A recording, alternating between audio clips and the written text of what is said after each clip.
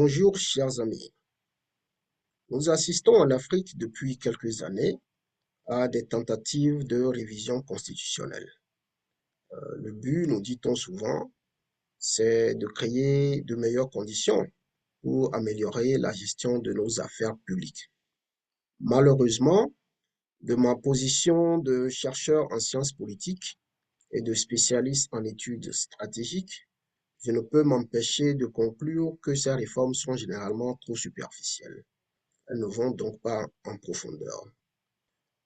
Aussi, ces réformes sont souvent laissées au seul compte des juristes, des spécialistes de droit, alors que les questions de réforme politique doivent aller au-delà du simple droit et doivent donc inclure des spécialistes de divers domaines.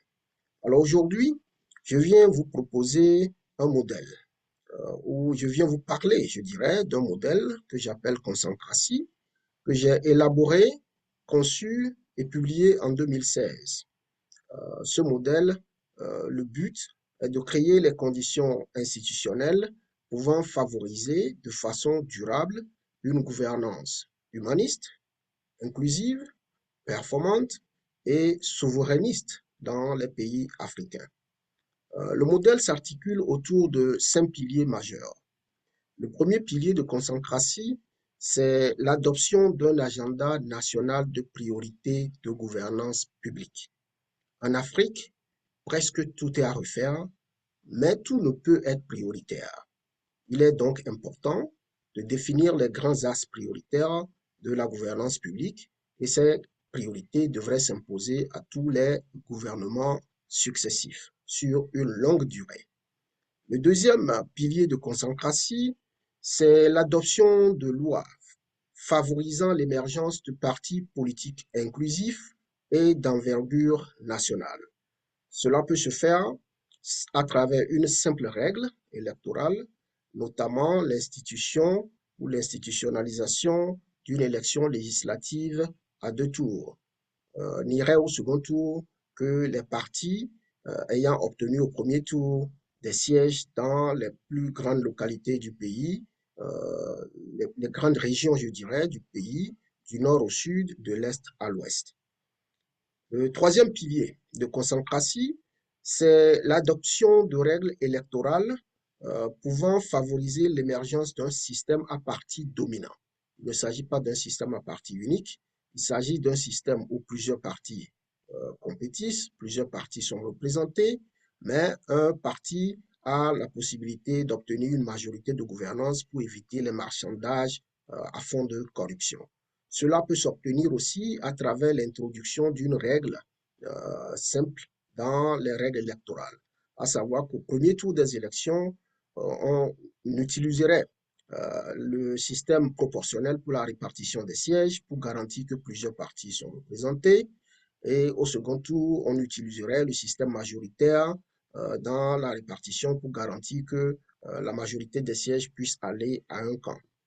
Le quatrième pilier, c'est l'adoption d'un régime parlementaire à la place des régimes présidentiels et semi-présidentiels que nous avons adoptés depuis toujours.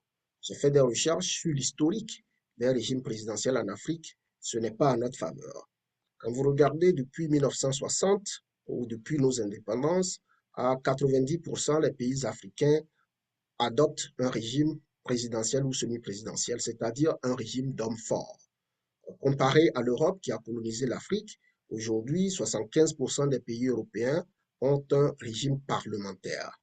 Il n'y a que à peine 25% des pays européens qui ont un régime présidentiel ou semi-présidentiel, alors que du côté de l'Afrique, c'est à peine 10% des pays africains qui ont un régime parlementaire. Alors, donc, si vous faites le point, vous verrez que il est important que nous puissions changer de paradigme à ce niveau. Regardez le Botswana, regardez l'Afrique du Sud, regardez l'Éthiopie, regardez l'île Maurice, le Cap-Vert. Ce sont des pays qui ont des régimes similaires, soit parlementaires ou similaires au régime parlementaire, où le président n'est pas élu directement à travers un suffrage universel direct, mais plutôt indirectement. Et ces pays que j'ai cités n'ont jamais connu de coup d'État, ils n'ont jamais connu de guerre civile. En tout cas, l'Éthiopie le seul pays à avoir connu une instabilité des coups d'État, ne l'a jamais connue depuis qu'elle a adopté le régime parlementaire. Et le Cap-Vert, l'île Maurice, l'Afrique du Sud, le Botswana, vous pouvez juger de vous-même. Le dernier pilier, c'est l'instauration d'un organe suprême de régulation de la politique et de l'administration publique dont les membres auraient un mandat à long terme. Ce pilier, c'est le plus important de Consancratie. Nous avons besoin dans nos systèmes d'un arbitre qui soit au-dessus de la politique. Nous avons besoin d'un arbitre lorsqu'il y a des crises politiques qui soit au-dessus de la politique. Et nous avons aussi surtout besoin d'un arbitre qui puisse approuver les nominations et les limogeages des hauts responsables des organes publics par le chef de l'exécutif. Nous ne pouvons avoir des systèmes où une seule personne a le pouvoir de nommer à elle toute seule, sans le consentement de quelqu'un d'autre, ou de limoger aussi, sans le consentement de quelqu'un d'autre, des milliers de responsables de l'administration publique. Il faut donc arriver à créer ce système où le limogeage et la nomination de hauts responsables d'organes publics serait l'objet d'un consensus entre le chef de l'exécutif et les membres de l'organe suprême de régulation. Alors, à présent, vous vous demandez certainement, mais comment pourrait-on mettre en œuvre Consancratie? C'est tout simple. Consancratie peut être mise en œuvre dans divers contextes en fonction du contexte de chaque pays. Il y a des pays en Afrique qui ont connu des coups d'État récemment et qui sont à la recherche de solutions. Donc, dans la transition politique, Consancratie peut être mise en œuvre. Ou alors, les autres pays peuvent aussi, dans le cadre de projets électoraux, adopter Consancratie si des candidats arrivent à gagner des élections en faisant la promesse de mettre en œuvre Consancratie, ils peuvent mettre en œuvre Consancratie. L'important, c'est que le modèle soit mis en œuvre à travers un consensus national. Donc, je vais vous décrire 4 phases qui constituent le processus de mise en œuvre du modèle Consancratie. La première phase, c'est la consultation d'experts, praticiens et chercheurs dans les domaines clés de la vie publique, l'économie, l'éducation, la sécurité, et j'en passe, la santé, et j'en passe. Tous ces domaines font face à des problèmes qui méritent un examen scientifique rationnel, approfondi. Et donc, il faut mettre ensemble des chercheurs et les praticiens du domaine pour réfléchir ensemble à faire un diagnostic rationnel des causes du problème en fonction du contexte local et ensuite faire des recommandations pour faire des réformes. Le deuxième, ou la deuxième phase, je dirais, donc de la mise en œuvre, serait un dialogue national impliquant les corps professionnels et les communautés à la base. Donc, les propositions faites par les experts seraient examinées, vulgarisées et débattues par les communautés à la base, mais aussi par les organes professionnels ou les corps professionnels en fonction de chaque domaine précité.